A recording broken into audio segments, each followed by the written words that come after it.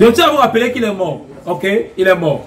Et quand il est mort, les chrétiens ont gardé le corps avec espoir de le ressusciter. Ils marchaient en priant. Oh Seigneur, ressuscite-le. Oh Dieu, ressuscite-le. Ok? Monsieur le journaliste, il y a trop de faux pasteurs dehors. Moi-même, je peux être un pasteur peut te demander de vendre tes choses pour le ramener cet argent à l'église. Voilà. Mais c'est l'argent, c'est parce que les choses là sont impures. Les choses là sont impures.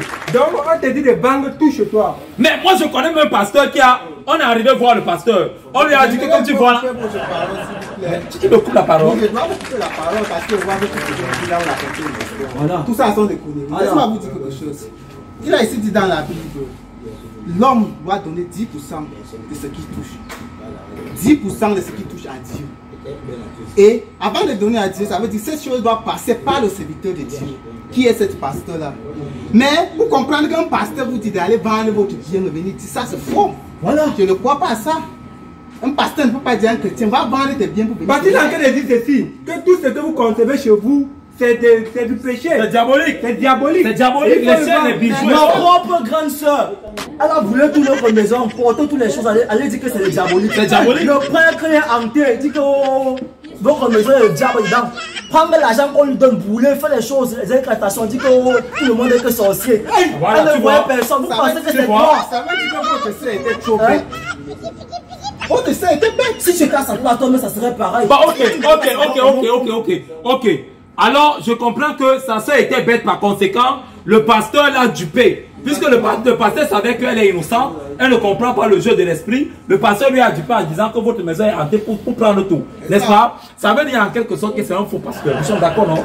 Hein? C'est un faux pasteur. Maintenant, j'aimerais savoir, quand on parle de la résurrection des morts, parce qu'on a vu Franklin Djifonji, qui s'est présenté aux élections présidentielles. Je me pose bien la question, est-ce qu'un pasteur devrait se présenter aux élections présidentielles? Mademoiselle, on est là. Pour devenir président de la République du Cameroun. Ça veut dire que si un pasteur va se présenter aux élections présidentielles, ça veut donc dire que il va donc, s'il est voté par exemple, il doit décider maintenant que tout le monde doit être chrétien obligé, par force ou pas. Donc ce qui veut dire qu'il va nous obliger les mercredis, comme les Holy Ghost Fire font.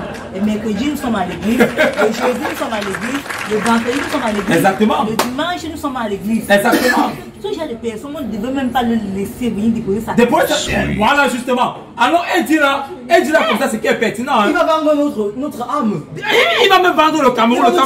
Le Cameroun deviendra une église. Moi, je voulais depuis le 31 décembre 2022 que j'ai mis mes pieds dans une église, un serviteur est tombé et a rendu l'âme au point où le pasteur même s'est échappé.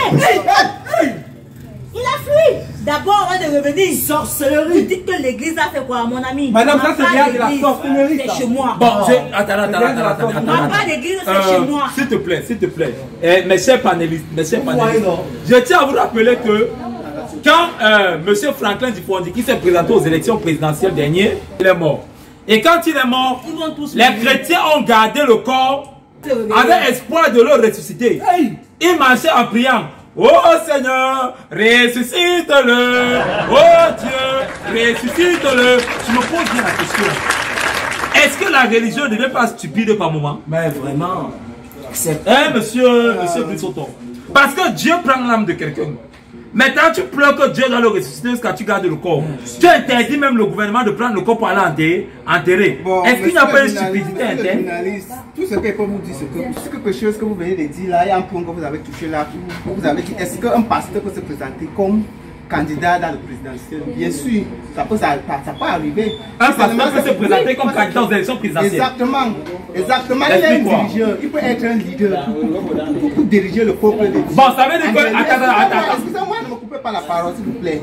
Exactement, parce que si vous constatez dans tous les pays... Si vous constatez dans tous les pays qui est non musulman, tous les pays non musulmans, tous les pays non musulmans, ça veut dire que les pays comme le Cameroun, presque les 50% des pays africains, comme dans le monde entier, tous leurs présidents ont été les chrétiens catholiques. Attends, ça veut dire, permets-moi, monsieur Bissotto, ça veut dire que si on comprend, le pasteur, après avoir prélevé la dîme, chez les chrétiens à l'église devrait aussi prélever maintenant la dîme à la population camerounaise. C'est un peu ça. Le pasteur, après avoir volé l'église, devrait maintenant voler la nation. C'est un peu ça. Et puis moi, je dis, attends, monsieur Bousso, je ne vais pas te couper la parole. Mais permets-moi de parler un peu quelque chose. Hein. Le pasteur qui veut devenir président, que va-t-il faire des musulmans? Parce que les musulmans sont musulmans et tu ne viendras pas les changer leur avis. Que va-t-il faire des bouddhistes? Les bouddhistes sont bouddhistes, tu ne changeras pas leur avis. Que fera-t-il des témoins de Jéhovah? Ils témoins de Jéhovah et vous n'avez pas changé leur avis. Ça veut donc dire que le pasteur qui prend la décision de venir, lui en tant que bon église chrétienne, de venir pour être président, il vient comme ça imposer le règne de sa spiritualité au pays. Tout le monde deviendra... Savez-vous si vous n'avez pas encore mis un président qui est un pasteur? Est-ce que vous avez déjà mis pour voir bon, que c'est ça? Et encore. J'écoute souvent les enseignements de certains pasteurs. Tu vois, un pasteur dit que Dieu est contre la tradition, que Dieu est contre les mythes, que Dieu est contre la philosophie.